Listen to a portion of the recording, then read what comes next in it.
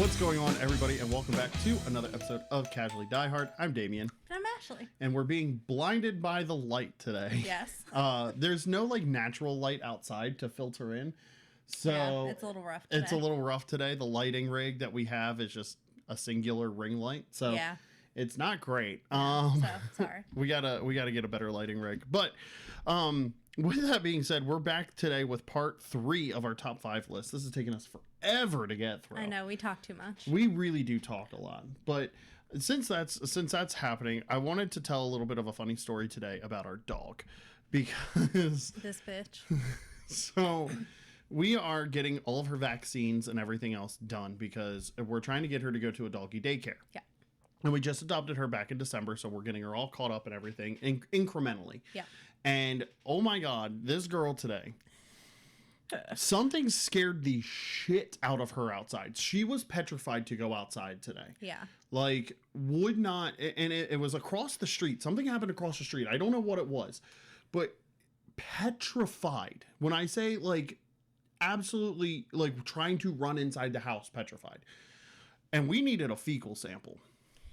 Yeah. This one of the joys of dog ownership. One of the joys of dog ownership. Which you have not had to deal with that before. No. Our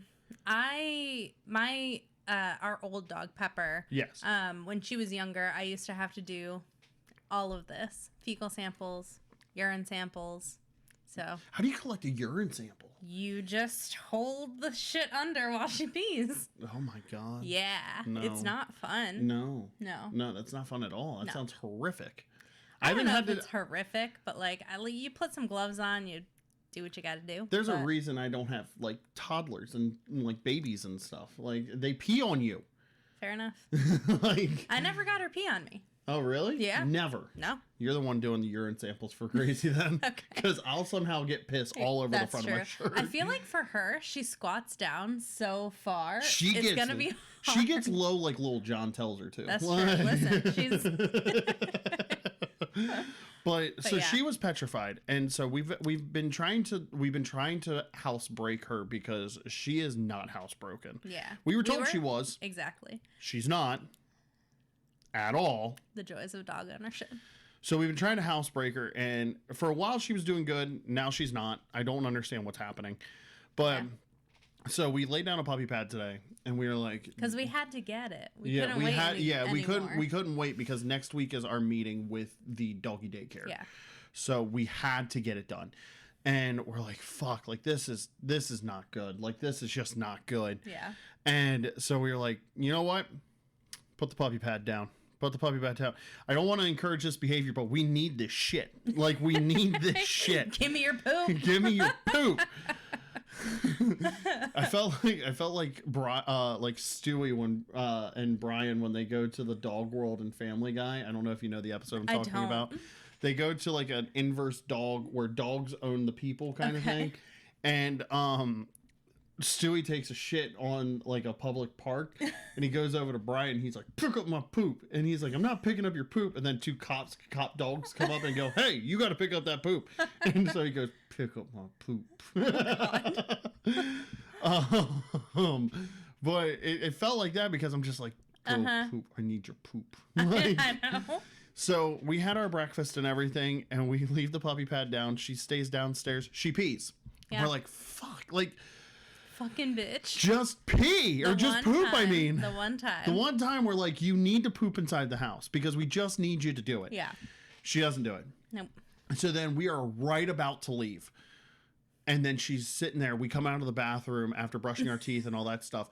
And she's squatting. And we're like, oh, thank God. But also, fuck. Yeah.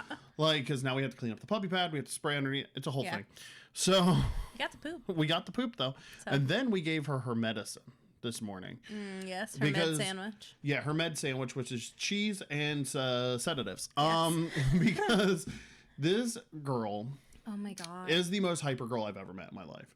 She is hyper. Mm-hmm. She's actually really good when we record the podcast. Strangely, yeah. She knows. She knows, but so we give her these sedatives. And they hit while we're in the car. She's just sitting there And then she would come up and put like, so we have a seat belt for her because she's so big, like not big, but she's a 40-pound dog. Yeah. So she's big, and you can't have her on your lap while you're driving. You're not supposed to have dogs on your lap while you're driving, regardless. But so it's really for her safety. It's for her safety and my safety, so that way I don't crash the car. Yeah. And normally our Chihuahua, he kind of sits up front with us. He doesn't need a seatbelt because he's a pretty good boy. But he sits up front. Normally when we take him, he sits with Ashley. I'm driving. Gracie's in the back.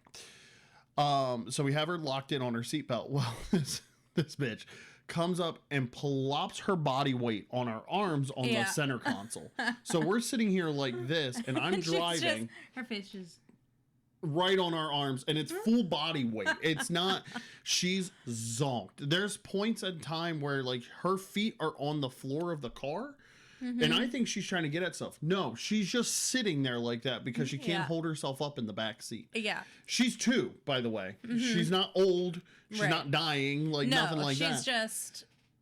She has sedatives. Because when she goes to the vet, she gets so nervous. Yeah. Like something today, happened to her. It must have. But like today, the vet tech is trying to like take her back. And then she's like trying to grab the floor with her little paws. She's just like, puppy scooting. Like she's like getting dragged backward like it's a fucking horror movie. Right. And it's just like, we're doing this for your own good. We're doing this for your own good. Like, we don't want you to be scared. We just want you to go get your shots. Exactly. And this one wasn't even a shot. It was a nasal spray. So dramatic for no reason. Dramatic just for like her dad. no Anyway, top 5s. What's the first one? I think you should rescind that statement. No. Act like you're not dramatic. Act like you're not. I never said I wasn't. I just said you were. No, you just flipped it on me. You didn't include yourself. I didn't flip anything on anyone. You were just like, oh, just like her dad. Not including the woman. Because I'm not talking about me. We're not talking about me right now. Oh, I'm talking about you right now. Wow, okay. Oh, see, you're trying to flip it. You think I'm dramatic? Look at how you're reacting right now. I'm cool. I'm calm. Look at you.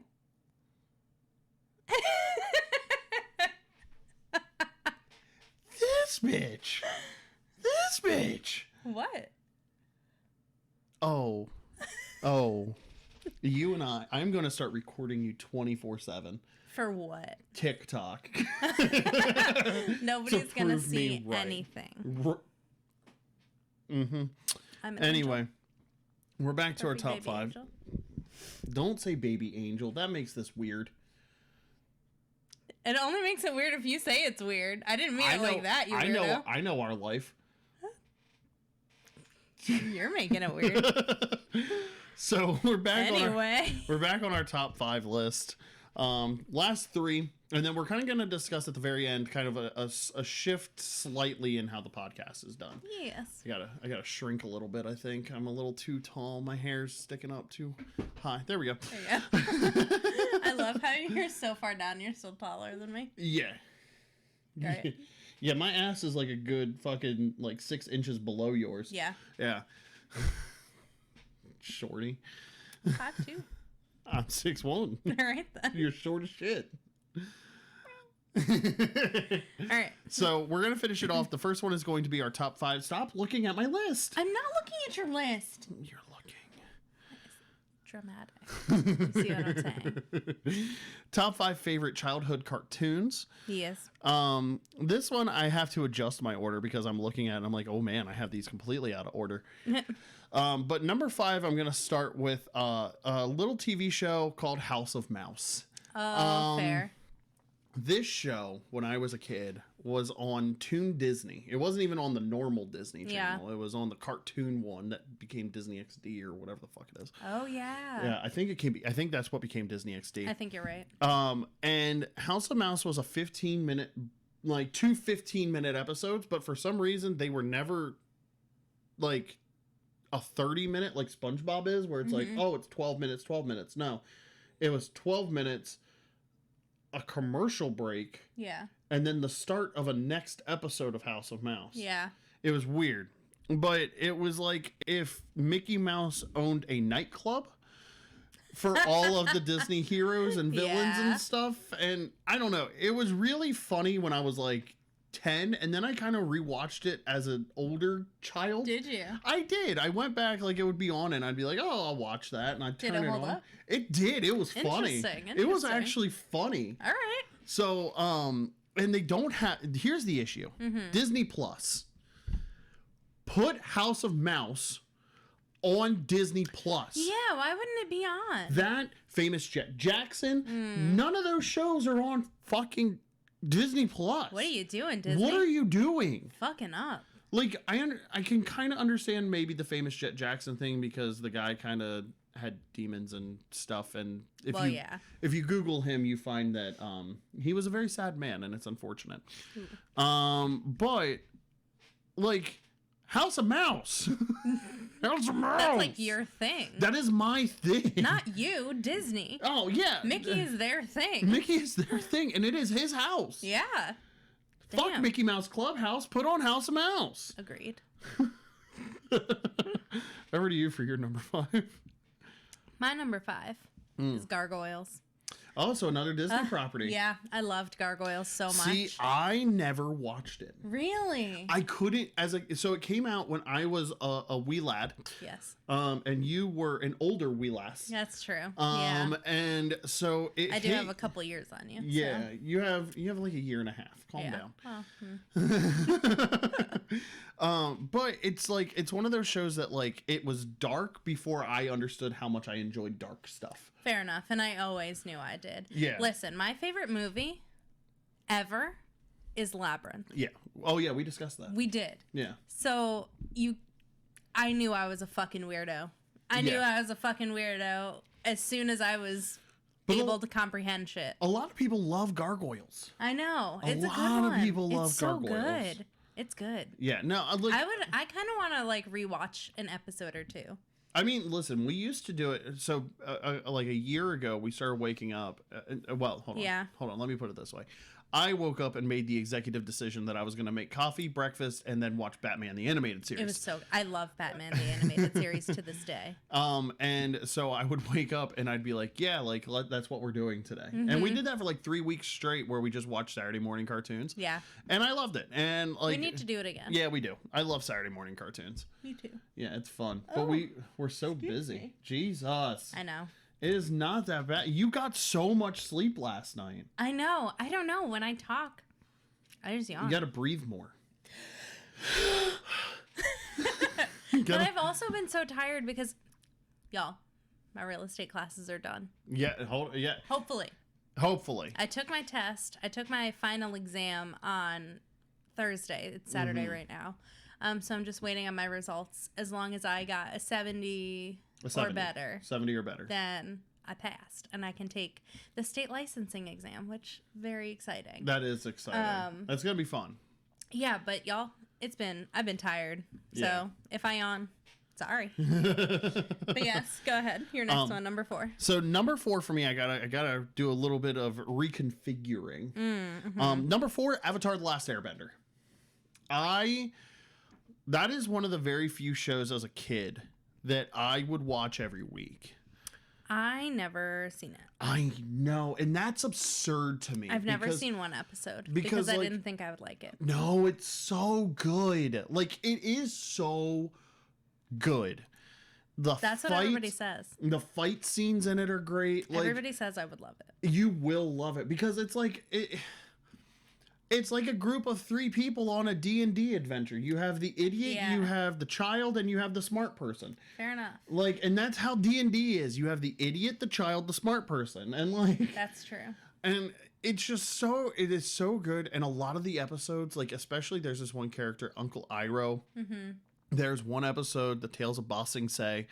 Oh my God. What an incredible episode. And like, there's a story behind the actual like performance of the guy that voiced Uncle Iroh in that one. And like, it ties it all together. And oh my God, it's like, when you watch it, even as a kid, I cried at this. And I didn't cry at anything when I was a kid. Interesting. And I cried at this episode because it is so good. And like, the finale is a great way to end the show. And then they did a spin-off with The Legend of Korra, which I didn't watch because I didn't realize it was an Avatar show until like 3 seasons in. Oh. And like, because I thought it was like, oh, like it's cool. They have like a show called Legend of Korra, but I was also like 16, so I was like, I wasn't watching Nickelodeon, and then I went back and I was like, I caught like a glimpse of it, and I'm like, oh, this is fucking Avatar. They probably should have advertised that a little better if you didn't realize. Like Avatar: The Last Airbender presents The Legend of Korra or something like that. Yeah, or Avatar: presents, The Legend of Korra or something. Like something along those lines where it's like, Yeah. But it's like its own story, but it's also not. It's like they're all interconnected. Cool. Like, and it's such a great story of friendship. Like that is like one of those things. It's like like they do teach you how like it's like a good kid show because it like shows you the balance of like handling feelings and like being able to like be angry, because like they have Prince Zuko, who is just like this angry guy. That's who my sister said I am. No. Oh wait, no. Hang on. No, she said I'm the girl, whoever the girl is. Yeah. I can't think of her name now. Korra. Nope. No, it's I'll come up with it then. Okay. But is that accurate though? Yeah, that's pretty accurate. Okay. I'm her brother, to be fair. He's a fucking idiot. He's the idiot. He's the idiot of the party. That tracks. Yeah. So. But yeah, no, Zuko. Yeah, Zuko is like Danny Zuko. He's no. Stop. But like you have like this like spoiled rotten brat kid who also is like neglected, so like Uncle Iroh is teaching him, and like it's we are gonna watch Avatar. We're gonna watch Avatar, and not the new one. We're gonna also watch that, but we gotta watch the live old action one. Yeah. We gotta watch. I want to watch the animated one before anything else. So good, so good. Near number 4. My number 4 is X-Men, the X-Men animated show. Oh, and they're coming out with a new one this year, X-Men 97, baby. I know. See, okay, so X-Men didn't make mine because I didn't like Jubilee. Okay. Jubilee was such a turnoff for me in watching the show that I never actually picked it back up later when she gets ironed out as a character. Fair enough. Yeah. I was a wee lass when I was watching the show. We're continuing the trend of wee lass. Yes. But no, I was young, and I love Storm. Yeah, you are a Storm bitch. Oh my god, I love her so much. But not only her, like Rogue. Oh my god, I fucking love Rogue. And Rogue is a really good character. Yes, and just like I don't know, I feel like they were really really well done and really celebrated in that show. And I think like any show, a lot of women's power in that show. Exactly. Yeah. Yes, and you didn't have a shit ton of that back then. Yeah. So anything where I was like, oh my god, like female heroes, I was like, yeah. And not like it sucks though, because like you look at that and like it is it's like so accurate to what we are experiencing now. Yeah. And like racism. Yeah. Like it is so prevalent, and that's why Stan Lee created it. Like Stan Lee was super progressive in that aspect, and like rest in peace, Excelsior. Yes. I understand the love of X-Men. I got into the movies. I wasn't a big animated series fan. Fair enough. What the fuck was that? I'm sure it was dust, but did you see that though? I did see it. It looked like a little bit like a little ghosty, but I think it was. That was crazy, bro. Yeah, I do think it was dust. I do think it was dust too, but that was a little weird. That was a little weird. But yeah, no, like X-Men is a great pick. Like one that missed my list just barely is one in the same universe, and that's Spider-Man the animated series. Oh my god, so good. Spider-Man was so good. Like, oh my god, I loved Spider-Man the animated series. It was like if we had 6, it probably would have made it. Yeah, fair enough. Yeah, like that. It was just it was so close for me. Yeah. My number. What is it? 3. Right? 3 is Fairly Odd Parents. Oh, that's a good one. I loved the Fairly Odd Parents. That I feel like was a little bit too young for me. Like it was a little bit too young for where I was at. Really? I did watch it with my sister who liked it. But But yeah, I don't know. It came out in like 99? Yeah. You were 7. Were you watching SpongeBob? Did you watch SpongeBob?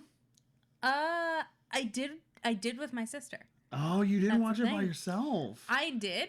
Like I did. Yeah, yeah. But I watched it with my sister. Interesting. But I would watch it if she wasn't there too. But Fairly Odd Parents, I don't know. It's just there was something about I like it, especially like looking back. I'm like, oh damn, that was a really good cartoon. It was a fire show. Yeah, but I don't know at that point, like when I was 7, I was basically 13. You know. Fair enough. Yeah. Doug Dimmadome, owner of the Chimsdale Dimmadome. The Chimsdale. Oh Dimmadome. no, Dimsdale Dimmadome. So here's the issue, right? Okay. I always get them confused because then you have the Crimson Chin who lives in Chimsdale. Yes. No. Or Dimsdale Dimmadome. Yeah, Doug Dimmadome, owner of the Dimsdale Dimmadome. There you go. That fucking Chip Skylark. Yeah. My Shiny Teeth and Me. Yeah. Icky Vicky. Oh, such a good one. Mm-hmm. Icky Vicky was a banger. It was a banger. Banger. Yeah. Oh my God. It was a very fun show. It's a fun show. Yeah. And like 12 minutes in and out of each like half episode. Mm-hmm. Glorious. I know. Glorious. Yeah, fair enough. I loved it. Very Odd Parents, number 3 for me. Number 3 for me is gonna be Hey Arnold. No, actually it's gonna be Rugrats. Sorry. So fair enough. You know, a little preview. But Rugrats, I was such a big fan. Oh man, I loved it. That theme song slaps. It slaps. But like then they had so many good episodes. Like they had the Hanukkah episodes. See, I don't remember a lot of the episodes. Oh, yeah. So when I watched Rugrats, I was really young, and then I never really went back to it. Fair enough. Yeah. Me and my parents saw Rugrats in Paris in theaters. Did you? Yeah. But fucking Reptar? Please, Reptar on ice? Not only that, Reptar bars. I wanted Reptar bars so bad. And the Reptar cereal. Yeah, the Reptar cereal is good. Oh, my God. Oh, man. Fucking Cynthia. She's a really cool dancer, Cynthia. See, I don't remember all of those details, but I do remember there was a Rugrats game for the PlayStation 1. I know, I had it. Did you? I sure did. I did too, and that was so fun. Yeah, the only thing that sucked was the what the fuck was it? The goose episode, the goose level. In the garden maze. Yeah. Oh my God, yes. That level. Mm-hmm. Yeah, but I think it was just Dr. Lipschitz. Like it. Oh yeah, it really, Dr. Lipschitz. Like it really held up. And like looking at it now, it's so funny because the parents were like our age. Yeah. It's crazy. Yeah. And then like the other thing too is just like it was so iconic for how short of a run it had. Mm-hmm. It didn't run that long. Did it not? I think it only went like 5 seasons. Really? Yeah. Interesting. And then, did you ever watch All Grown Up? Oh, yeah. Okay. Mm-hmm. I also watched All Grown Up. Yeah. With fucking, what was Tommy's brother? Dill. Mm-hmm. Dill Pickles. That's right. Dill. It had Susie. I loved Susie. Yeah, you would love Susie. I did love Susie. I felt I also love Susie, actually. Now that I'm thinking about Susie it. and myself, I feel like we're kindred spirits. Yeah. Yeah. So it was good. And then like fucking Chucky's dad. Yeah. Crazy. And then fucking Phil and Lil's mom. What was her name? Betty? Betty, yeah. Was it Betty? I think it's Betty. Yeah. Yeah. That bitch was a lesbian, for sure. Yeah, she was. Or she was bi. Either one. But that was a strong female. Yeah. You ever hear the conspiracy theory about that show? About, like, how it's all in Angelica's mind? Yeah. I don't... I mean, I don't think it's right, but I also think it's very intriguing. It's intriguing, like, because it fits. Sure. It does. It fits. But no. But then also Angelica's mom, she's a boss-ass bitch. She's also a bitch. She's a bitch. She's a boss-ass bitch. Mm-hmm. Angelica's dad was a cuck. You know he was. 100%. Like, she was fucking men right in front of him. Oh God, yeah. Yeah.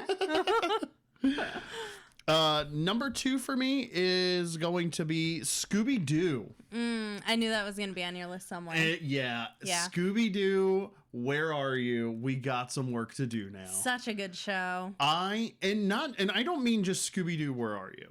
Okay. I mean the whole franchise. Yeah. A pup named Scooby-Doo. Mm-hmm.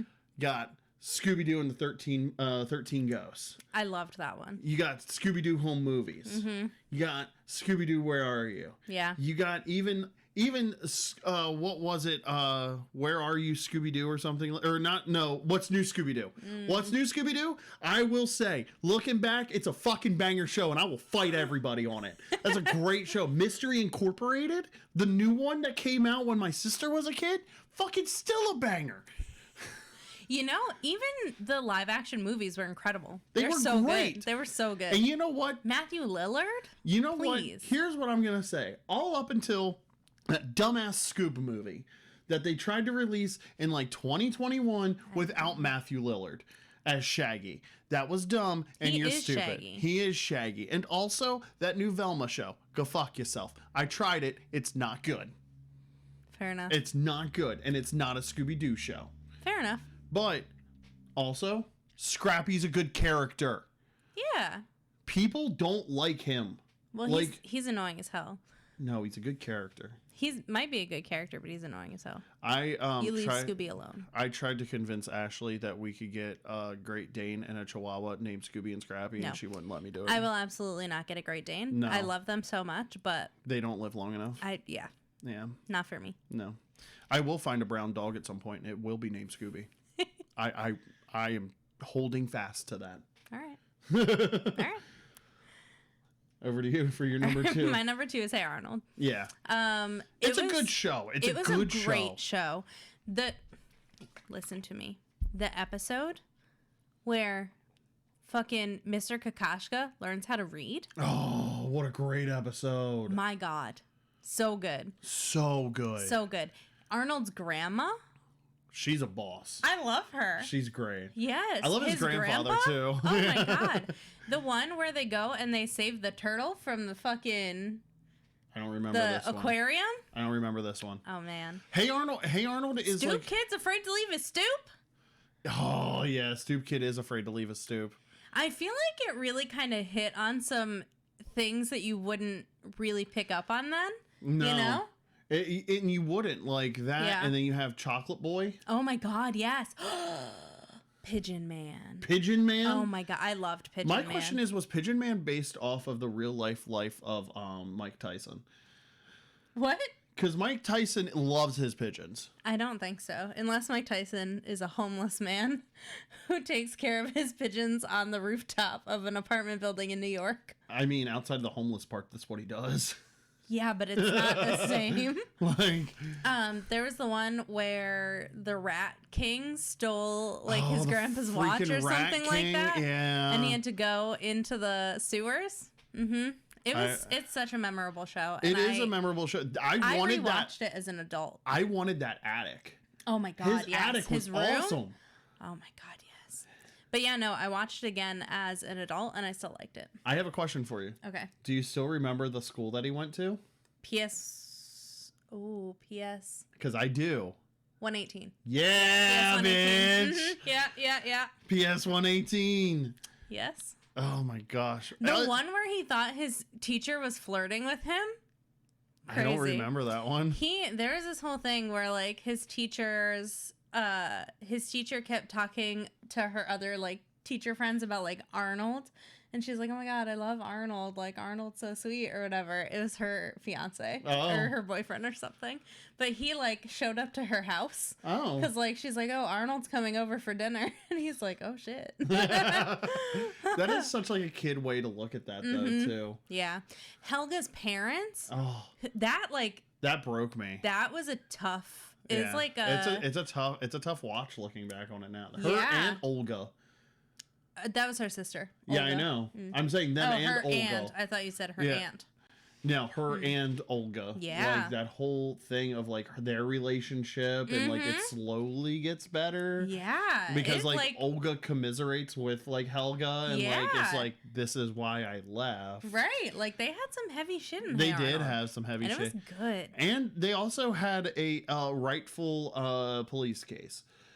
Helga's fucking stalker. Yes. Helga is a stalker. She is. Mm-hmm. Move it, football head. All right. Number 1, I think we both have the same one. Do we? I think so. Okay. My list does not reflect it. I had to take one off my list to add in Avatar. Oh, okay. So on the count of 3, we're going to say our animated number 1s, and we'll see if they're the same. I think they are, though. Okay. 1, 2, 3. Batman the animated series. Yep. Yeah, it was lower on my list because I think this was one of the last ones I did. Okay. Yeah. Batman the animated series is so incredible. It's part of the reason I became a Batman fan. Me too. We're such big fans of Batman that it's our wedding. Exactly. Like we're doing a costume wedding and we are Batman and Catwoman. I love this show so much. Oh, excuse me. That was unexpected.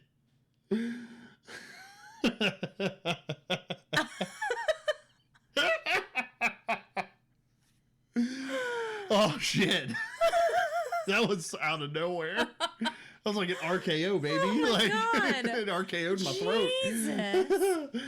No more carbonation for you when we're recording.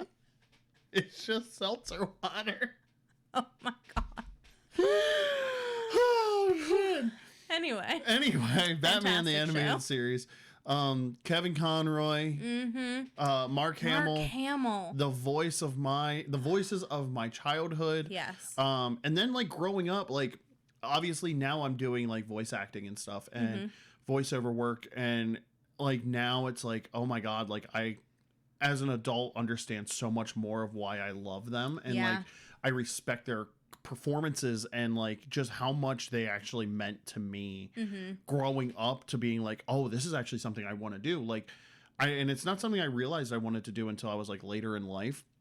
And it just, I don't know, like this whole show brings back so many happy memories. Like it just, oh man, I remember waking up and watching it on TV and like, and then to the point that like I made it a goal of mine to like go find all of the DVD sets, and I have all 4 volumes of Batman the Animated Series. I will say made me not hate Superman.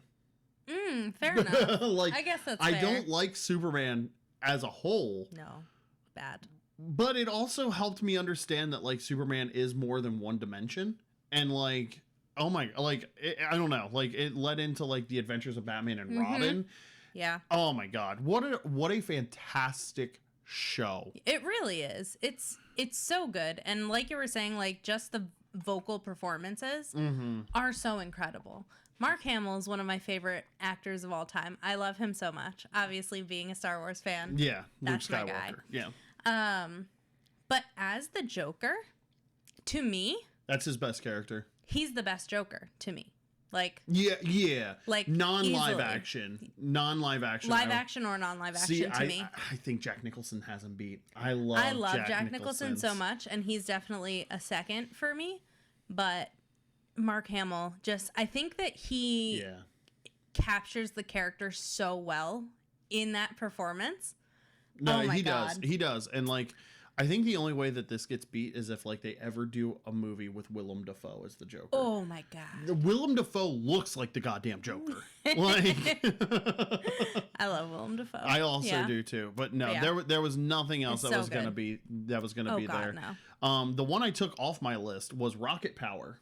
Oh, I loved Rocket Power. Oh, Rocket Power was the best. Yes. It was so good. It made me want to play hockey. It made me want to skateboard. Uncle Tito and the Ancient Hawaiians. Yeah. Like, oh my God. It was so good. Oh my God. I love Uncle Tito. That and Raymundo. Oh, Raymundo. I tried to do that to my dad once. I tried to first name him as a kid, and my dad got so pissed. I mean, your dad doesn't have like a name you can like nickname like that though. Troy Mundo. I guess you could do that. Yeah, you could do Troy Mundo. Did you do Troy? Or no, I just did Troy. Oh no. You gotta like get a little. Yeah, you gotta get a little flavor with it. Exactly. Yeah. So he doesn't really realize what's happening. It ingrained in my brain. I'm like, that is Dad, not girl. Dad Mundo. Dad Mundo. But yes. I just thought about how that translates into Spanish, and it's like Dad World. Oh shit. All right. Let's do top 5 favorite childhood books. I think we finish with the other one because I think that's a little bit more fun. All right. Sounds good. So top 5 favorite childhood books. We'll start with Miss Ashley. My first one is number 5. Yes, my number 5 is going to be Where the Sidewalk Ends. So good. Shel Silverstein? I know I told you this. He came to our school. That is so fucking cool. He came to our elementary school. That is so cool. And read and like performed the poems for us so and cool. stuff. I was in 2nd grade, I think. 1st or 2nd grade, and he was in like the little auditorium, and we all sat crisscross applesauce. Hell yeah. Watching Shel Silverstein. Oh my God. It was cool. I'm jealous. I forgot about Where the Sidewalk Ends. It's so good. Oh man, I think I had to take off of, I think not because of that either though, because there's a book series that just made me think of. Oh, okay. Yeah. Because my number 5 was going to be The Invention of Hugo Cabret. Okay, I have not read it. It's about this kid who like it's in France. And I don't know. It's a really good book. My dad and I read it together. Okay. To the point that I was so enamored by it, I rented it from the library, and then he got really mad. Because I finished that's the one. Because I finished it without him. Yeah, you told me about that. He was like, we were supposed to read it together. And I'm like, but aren't you glad I'm reading? Like, yes, but no. There was this book series. It was 3 books. Oh, man. And it was about this school that was like super tall. Okay. Oh, my gosh. Hold on. I have to find it. Okay. Because it's, oh man, it's like it's like the school, it's like 30 stories tall, and like, but all the teachers are weird, and okay. Hold on, I'm gonna pause the recording really quick while I find this. Give me 1 second.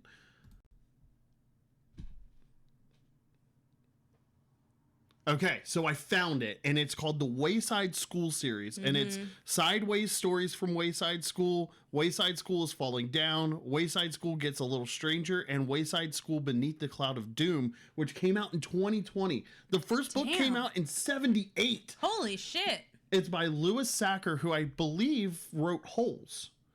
Oh, okay. I think Lewis Sacker is the author of Holes, too. Yeah, he wrote Holes. Which... incredible book. Incredible. Oh my God.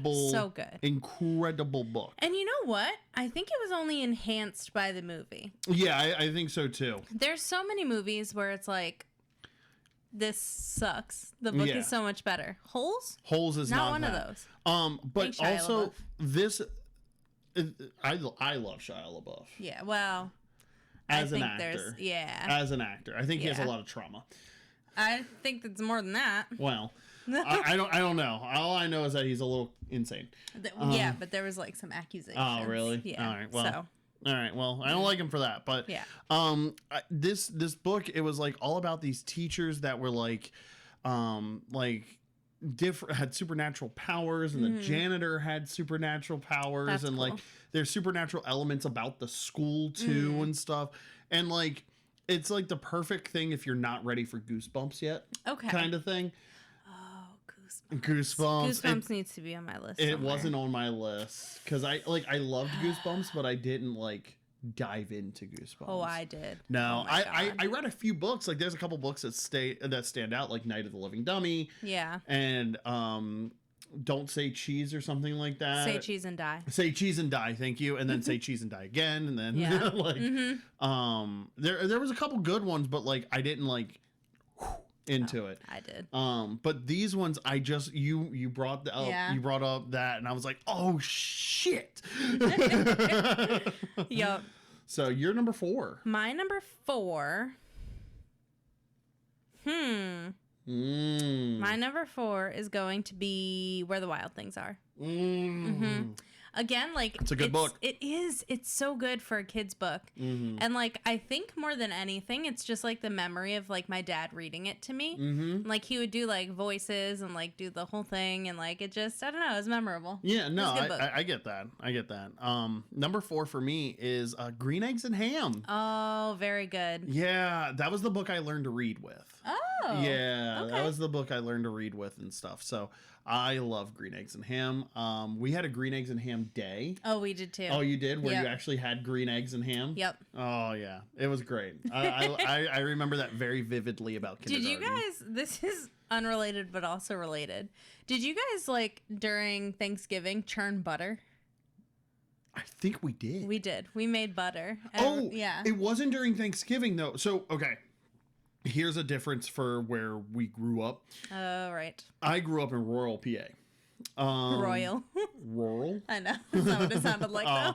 Rural PA. Rural. And so we went out to a like a reenactment of like an old time settlement near our house. You meant you went to go visit the Amish people who are current day? No, it wasn't the Amish. Oh. That was a separate field trip. So why do you need, okay, but if you have them right there, why do you need a separate reenactment thing? Just look right there. No, it was like a history, it was like a Revolutionary War, like Jamestown history thing. Because I'm like, you don't need no, a historical reenactment. They're there. There's an Amish family that lives 15 minutes from my parents' house. Yeah. So, trust me, I understand. But also, they don't really, like, they do, but they also don't. Like, it depends on how open they are about, like, discussing their lifestyle. Well, yeah, I'm just saying you can observe. We went and we did things like that where we churned butter and like learned how they made bread and stuff that back then. So we did it for, I think it might have been for Thanksgiving, but like it was like a field trip for us. Okay. Yeah. Yeah, no, we did it in class. Oh, fair enough. Yeah. Yeah, no, I do remember churning butter though. Yeah, we did it in class, and then we had like a little feast. Oh, that's kind of cool. Yeah, it was cute. We did one. This is a tangent. Welcome to our podcast. We did a thing in, what was it? One of my econ classes. It was like a stocks class or something like that. Where we did, for extra credit, our teacher had a little bit of fun with it, and was like, we were discussing like worldwide stocks and stuff. Okay. And we did dishes from around the world and brought them in. That's so fun. Yeah, it was kind of cool. What did you do? I did deviled eggs. From here? No. Oh. No, because they're not from here. They're from Germany. Really? Yep. Thanks, Germany. I fucking love deviled eggs. Yep. I didn't know that. There's a reason they're so popular back home.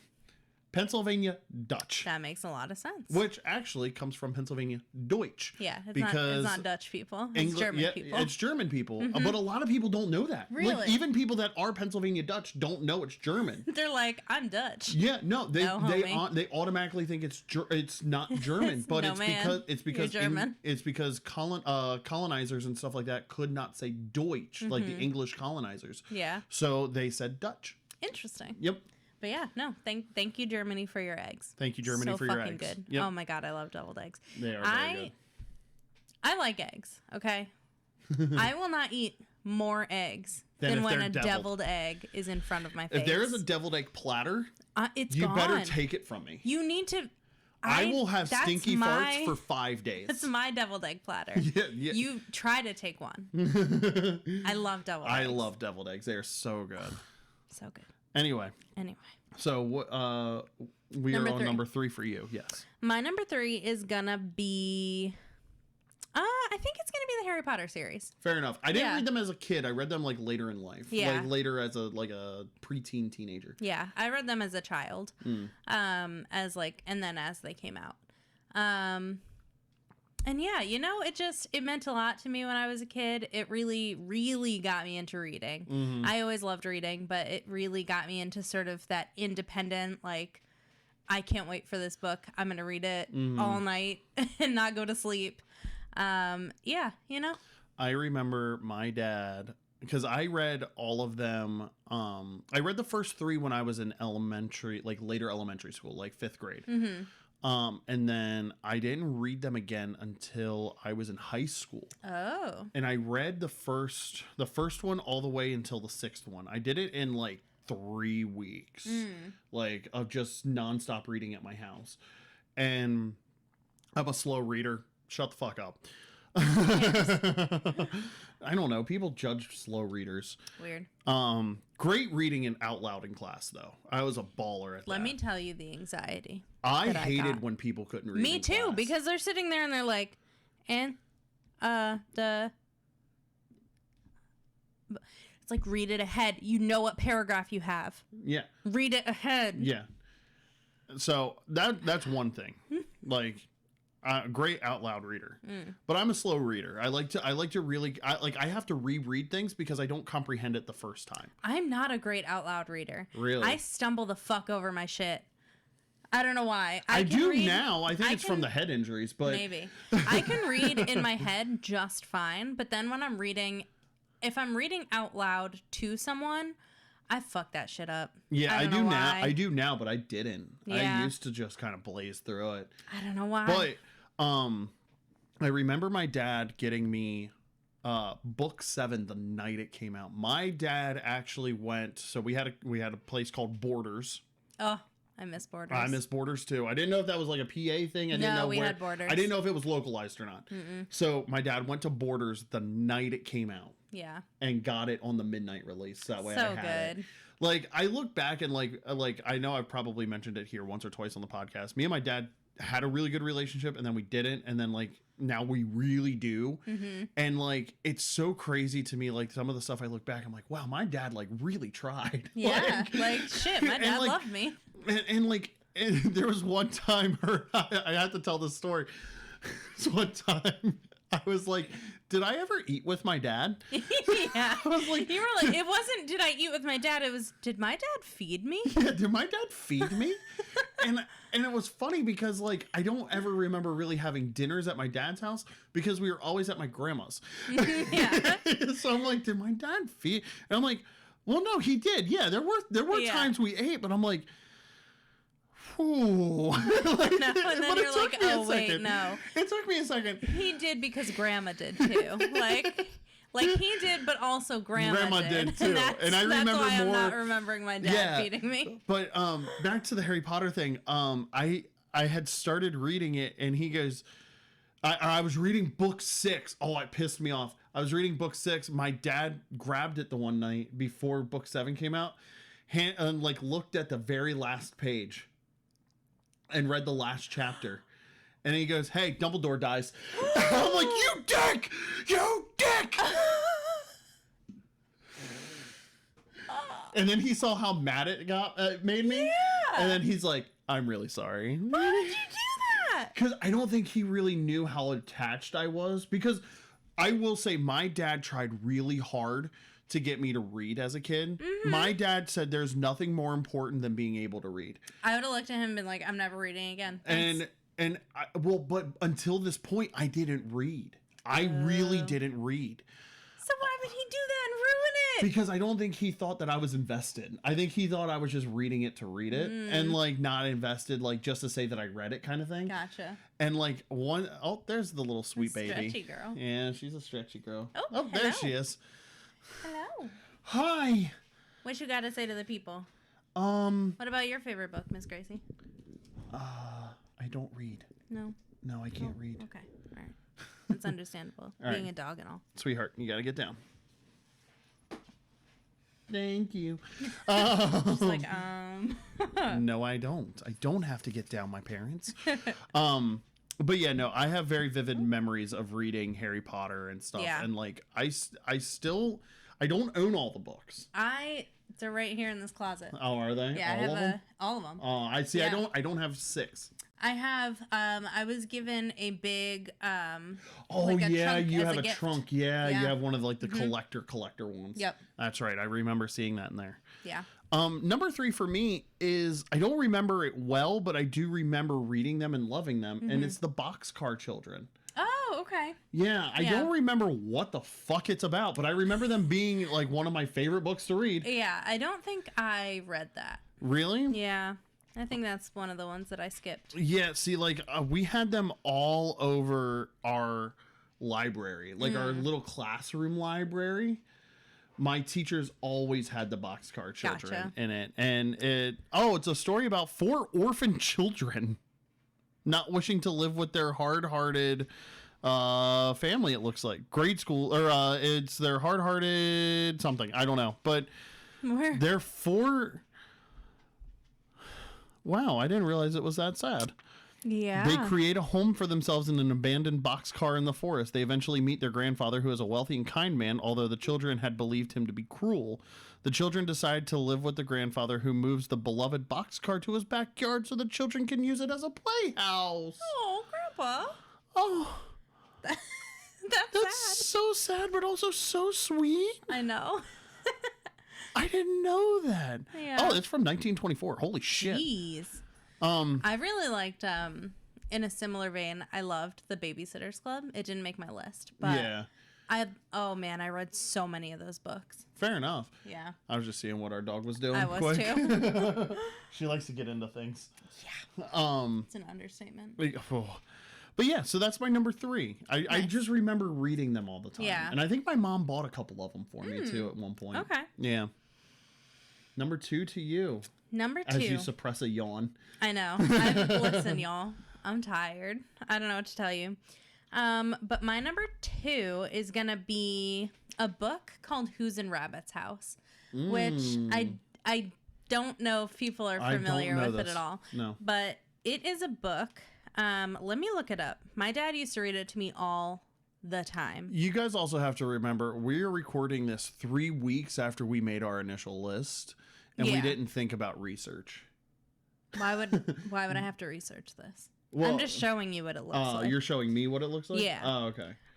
But it is a Maasai tale, like... I don't remember that at all. Yeah, I'm sure you don't. We got it from my Grammy and Grampy's house. What is a Maasai tale? Like, it's, it's like an African. Oh, okay. Yeah. There it is. It's like a folk tale. Yes. Okay, thank you. I was like, what the fuck is Maasai? Yeah. I'm sure it's a place that I didn't want you to ask me about it because I'm stupid with geography. You're not stupid, but with geography, yes, I am. Geography is not your strong suit. It sure is not, but yes. So it's definitely like an African folk tale. Okay.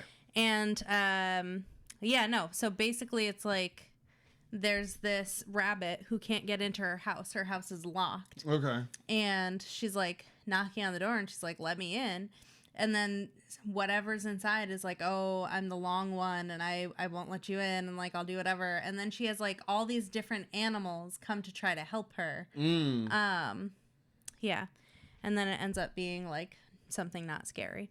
Interesting. But yeah, no, it's just I don't know. I think again I like it because of the memory. We got it from my Grammy's house and like my Grammy meant a lot to me.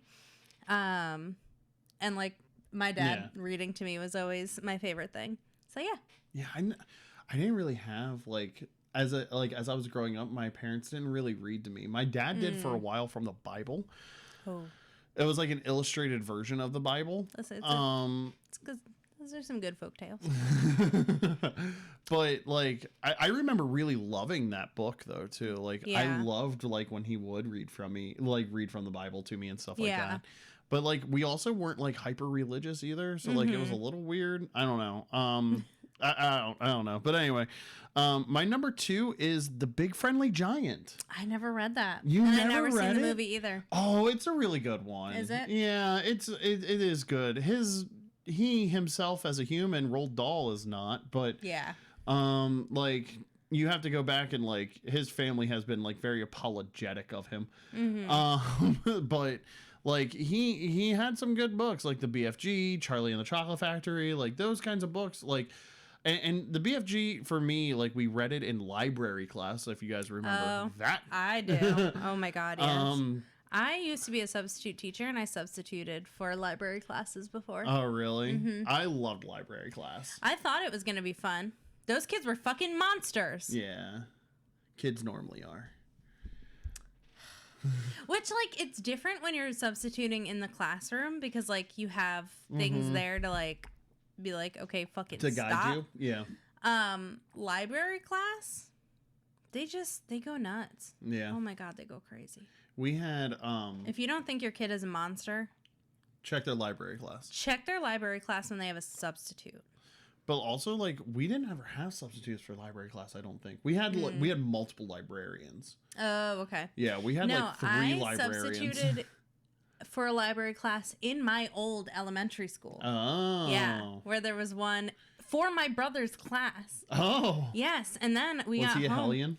No, he was fine. And then we got home, and I talked shit to him about his classmates. I was like, like, this girl's a bitch. This girl's crazy. Yeah. Mm-hmm. But I also want to say Maasai, if that's how it's pronounced. It is central and southern Kenya and northern Tanzania. Oh, okay. So yeah, so The Big Friendly Giant, it's a really good story, like about being bullied and like finding friendships and stuff, and like I don't know, I really loved it. It really stuck with me as an adult. Like I always remember like, oh, the BFG. Yeah. Like the BFG.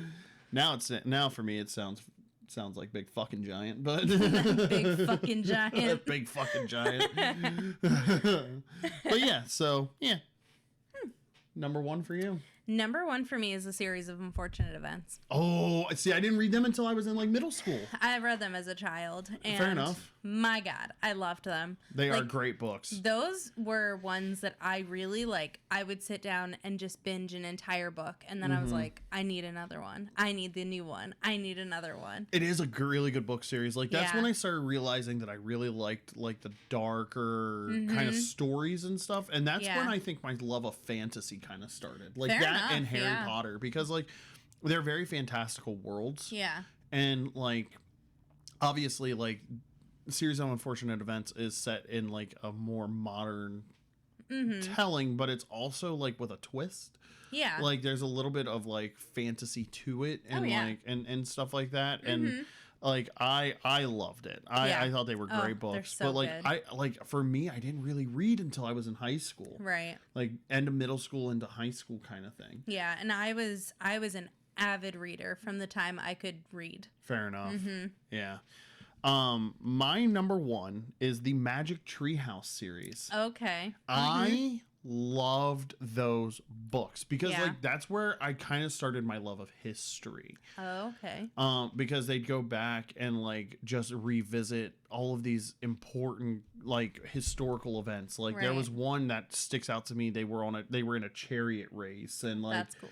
I think it was during the eruption of Vesuvius or something like that, and like they had to go back for that, and like I don't know, like those were like the things that actually started me as like loving books as a whole. Yeah. And like just reading, and like I remember getting quite a few of those books from like the Scholastic Book Fair. Oh, the Scholastic Book Fair. Yeah. I want them to have adult book fairs at breweries. Oh, that's such a good idea. Right? That's such a good idea. I know.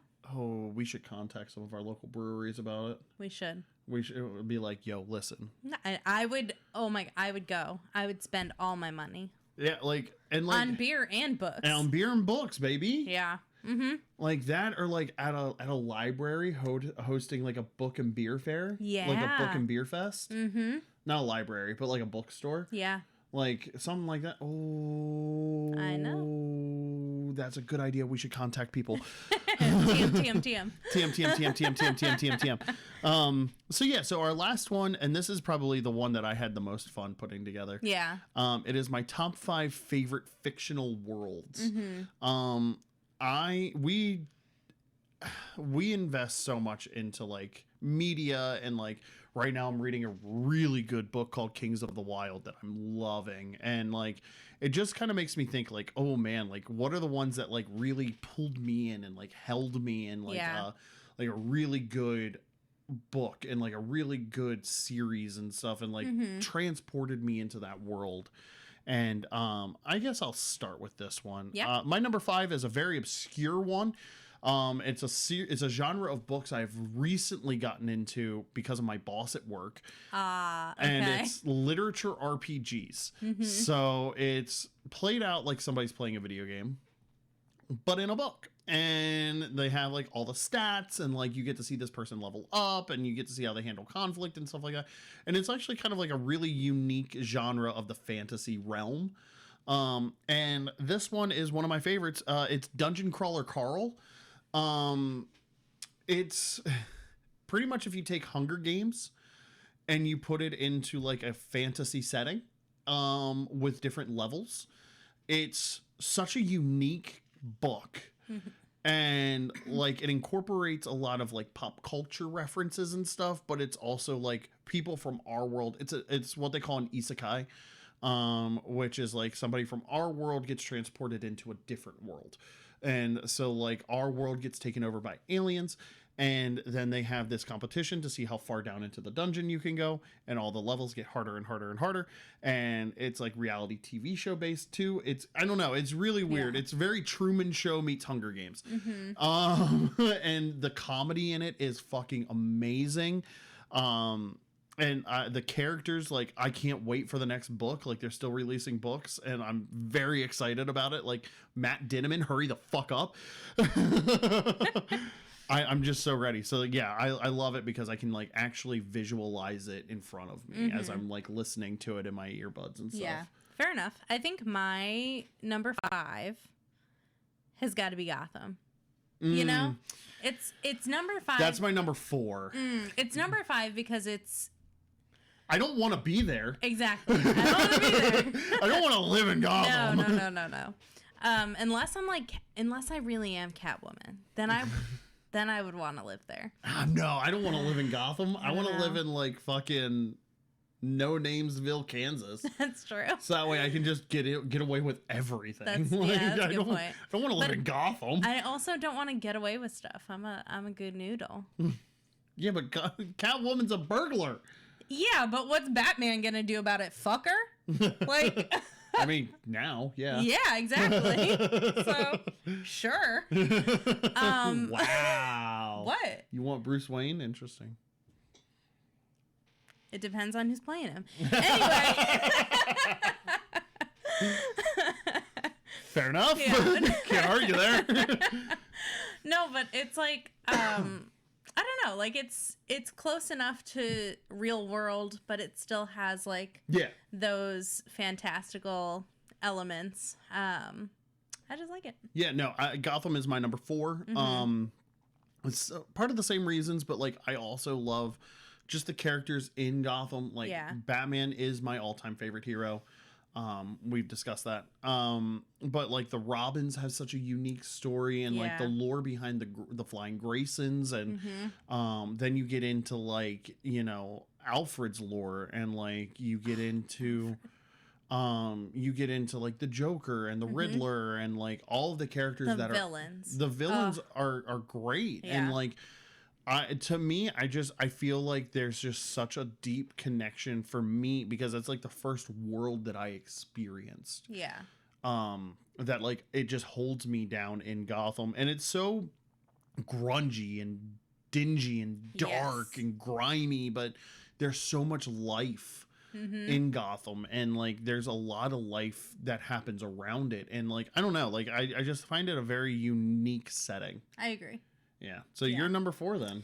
My number 4 is going to be Skyrim, the world in Skyrim. Skyrim's a good world. It's a good world. The Elder Scrolls has a good world around it. Yes, exactly. And like, you know, it's if D&D was a thing. Yeah. And that's what I want. Yeah. It has the dragons. It had you go on missions. It has all the things. It's linear enough. Yeah. It's linear enough. Yeah, exactly. Yep. My number 3 is The World in the Magicians, the TV show. I haven't read the books. I heard the books are very good, but I've never. The Magicians is if Harry Potter dealt with sex and drugs and addictions and like real world issues. That's cool. Like it's set in real world, but it's also not. Like it's I don't know, it's weird, but like everybody that's in it has magic or wants magic, and like there's different ways. Like you don't have to innately have magic. You can get magic. Okay, that's cool. Yeah. And maybe it's not. No, it like becomes like a drug almost. Okay. And like so the world in it is just so unique, and like how they handle it, and like they also go to like a Narnia-esque place too, and like so it's split between like Narnia and the real world. Interesting. Oh, you would love it. Yeah. You would love it. Okay. Yeah, we'll have to sit down and watch it. I love this show. It's one of my all-time favorite shows. You would absolutely adore it. Okay. Yeah, so I'm into it. That's my number 3. My number 3. I think my number 3 is gonna be like the world of Harry Potter. You know? That's on my list. Yeah. I think it's my number 3. I think that's a good place to put it. Obviously, like we've talked about it throughout this whole series of top 5s. Obviously, it meant a lot to me, but man, it would be so fucking cool to run through platform 9 3/4, ride the Hogwarts Express, and have just go magic. Yeah, go to Hogwarts. Like go to Hogsmeade. Like just it was my favorite part of going to Disney was spending one day in Universal, going to Harry Potter World. Yeah, me too. I love it so much. Yeah. And it's such a great world to the point I have a video game for it. I read the books. Like I used to follow the freaking the Wizarding World website. I can't remember what it was called. I think that's what it was called. No, it was called something else. Oh, Pottermore. Pottermore, thank you. Yes, I used to follow Pottermore real hard. I did too. Like, I love that world. It is such a great, great world. And oh my God, I love it. I miss experiencing it for the first time. I agree. My number 2 is Doctor Who, the world of Doctor Who. Yes, very good. I know it's based in reality, kind of. But it's different. Like being on the TARDIS and like getting into the shenanigans that he gets into and like, oh my God, I love it. Yeah. I really love it. Like traveling through space and time and like, I know we talked about it, but that Vincent Van Gogh episode. What? My heart. A fucking journey. Yeah. And it's just like, those are the things that like I really resonate connections with is like, when you can make me feel real raw emotion in a TV show, in a book, in things like that, make me laugh, make me sad, make me happy, make me scared. Like there were episodes of Doctor Who that like freaked me out, like the "Are You My Mommy?" Are you my like that one freaked me out. It that freaked one, me out the Weeping Angels. Oh my God, yes. Oh my God. Yes. Like there are multiple different things that you feel with Doctor Who, and for me, like it's just a very unique world. That's been around for so long. I love it. I love it. So good. My number 2 is gonna be the world of Pokemon. Ooh, that's a good world. That's a good world. If you don't know me. Animals. I want all the animals. I want to touch all the animals. All the wild animals. I want to grab them. I want to cuddle them. I want to pet them. Yep. I want all the animals. I want to be friends with all the animals. And that's where I could do it. And they're way cuter than the animals we have. I think the animals we have are super cute. But like, look at those ones. Look at Pikachu. The little pocket monsters. Look at Squirtle. Look at fucking Onyx. Look at all of them. Look at Gengar. I want that little boy. Oh my goodness. I love Gengar. That's your favorite Pokemon. That's my favorite Pokemon is Gengar. Yeah, you want a Gengar tattoo in the worst way. I really do. But what a world for me. It is a good world. It is a good world. They'd be like, fight this little monster till it passes out and then you can catch it. Absolutely not. I'd be like, come here, little guy. He'd love it. I think just like real world animals, most of them will not. Nah, they would. Because you can befriend them. That's so you know what? It wouldn't be like this. That's true. I'd be like, hello, little guy. And would you be like a Professor Oak type where it's like you're studying them? Or would you just be like a druid just wandering the woods? I would just be wandering the woods. Yeah. I don't care about studying them. Until Beedrills attack you. No, I'd be like, hello, little guy. You know? That's not how that works. I know. They're pretty mean. But yeah, Beedrills are mean. But you know what? I don't care. I'll get stung. Sting me. Do it. That's a big stinger. I know, but you know what? Sting me. My number 1 world is Hogwarts and the world of Harry Potter. Yeah, I knew it was going to be there. Yeah, oh man, like when Hogwarts Legacy came out, I got to get back into it. Yeah. When Hogwarts Legacy came out, my God, did I just spend time running through the castle and just experiencing like the world and like the Forbidden Forest and oh my God, Hogsmeade and like the Universal, you don't do it justice, okay? Like I'm gonna call you the fuck out for it. you don't do it justice. They can only do so much. They can do more. Like, oh my God, like riding a hippogriff, like, like just that, like the Dementors even, like they intrigue me, and like, oh man, like for one day, I just wish I could embrace that full world. When you, I guess, when was the first, how old were you when you first read the first book? I was probably 10, like 9, 10 years old. Did you, when you were 11, were you like, maybe? Yeah, a little bit. Yeah. Like, and even like, I do that with books now. Like, I just allow my imagination to take over. Well, maybe. And it's just like, I kind of fall into that trap of like, oh man, like that's going to be, it's like, going to be my life sometime. And it's like, oh, I can't wait. Yeah. And it's like, I know it's not real, but like, oh, what if it was though? But it's nice to be able to let yourself get to that point of like really like investing in it. I agree 100%. Yeah. All right, you're number 1. My number 1, Star Wars. Yeah, I figured. And I don't want to be around where a Death Star exists. No, thank you. I do. I'd be right in that shit. You'd be right in the Death Star? I'd be right in annihilating planets? Listen. Oh my. Listen.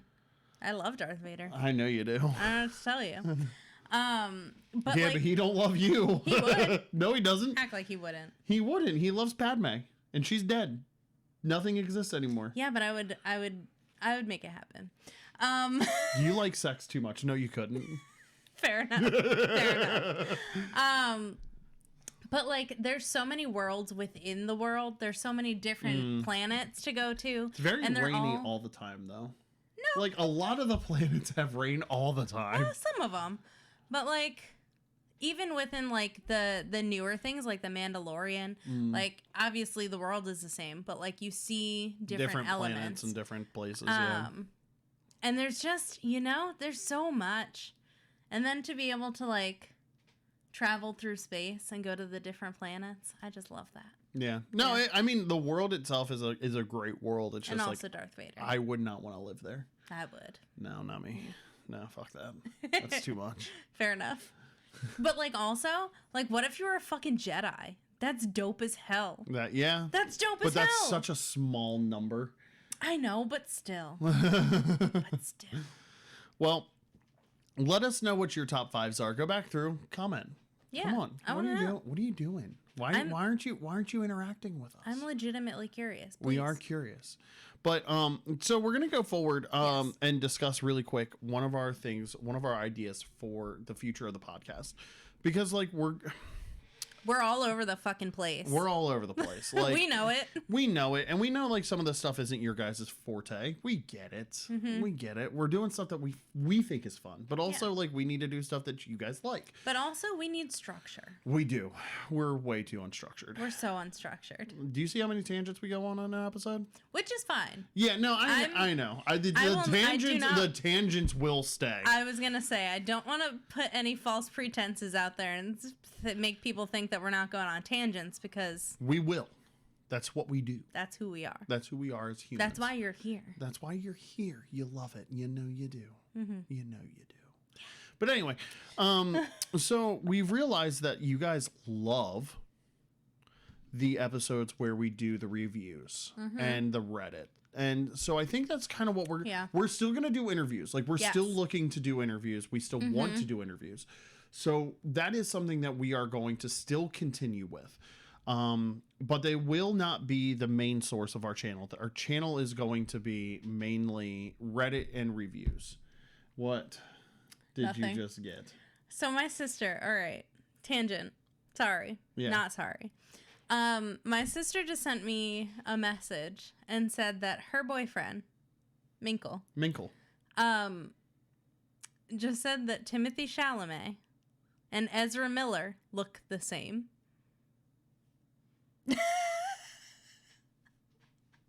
He's not 1,000,000,000% wrong. He's not right.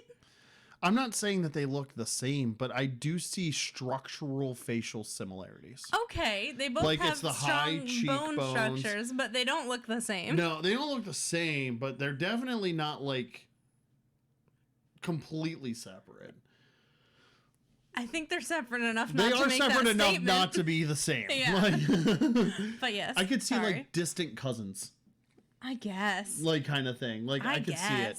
But anyway, so we're going to go back to kind of doing that where I'm going to host more of the reviews, like the 1-star reviews and stuff like that. And Ashley's going to find stuff on Reddit to read and react to and stuff. And we're going to do those in the same episode. We're going to do like 2 for me, 2 for her, 2 for me, 2 for her. Yeah.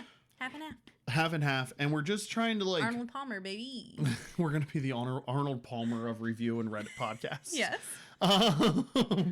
But yeah, like just so that way you guys kind of get the stuff that you enjoy. And it allows us to be a little bit more fun, a little bit more relaxed. And with that structure, we're not constantly trying to come up with stuff that we have to talk about each week. Yeah. But also, if you have a different idea and you're like, I don't want reviews, I want this instead, or I don't want Reddit, I want this instead. Comment down below. Yeah, like we are amenable to it. And like they're not going to be every episode, but they will be the majority of the episodes. Yeah.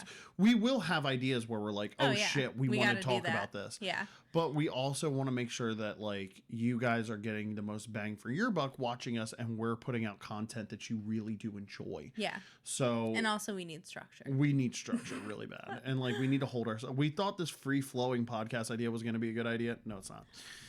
It's not. It's not. It's and too it's much. Okay to pivot. Yeah, it's okay to pivot, and it's too much stress for us because we're like constantly texting, like, "What are we going to do on the podcast this week? What are we doing here? What are we doing this?" And now we'll know. And now we know pretty much every week. So yeah. So with that being said, comment down below what your guys' top 5 favorite fictional worlds, childhood books, and childhood cartoons were. Yes. Or childhood shows. It doesn't have to be cartoons. Yeah, you whatever don't have to make it cartoons. We made it cartoons. You don't have to. So do that. Like, share, comment, subscribe. Do all of the happy things for us to help grow the channel. And then next week, we will be back with a rate and review episode, Reddit and review episode of the podcast. Rate and review our podcast 5 stars. Do that, please. Do all of that because that does help us grow, and it helps us appeal to more audiences and more people and all that kind of stuff. Tune into CDH Gaming, where we are competing against each other in TEW 2020. It is a good time. They're like 15-minute episodes. You guys can do that. I know you can. Yeah. You sat through an hour and 17 minutes of this. You can do that. So with that being said, I'm Damian. And I'm Ashley. This has been Casually Die Hard. Bye. Bye.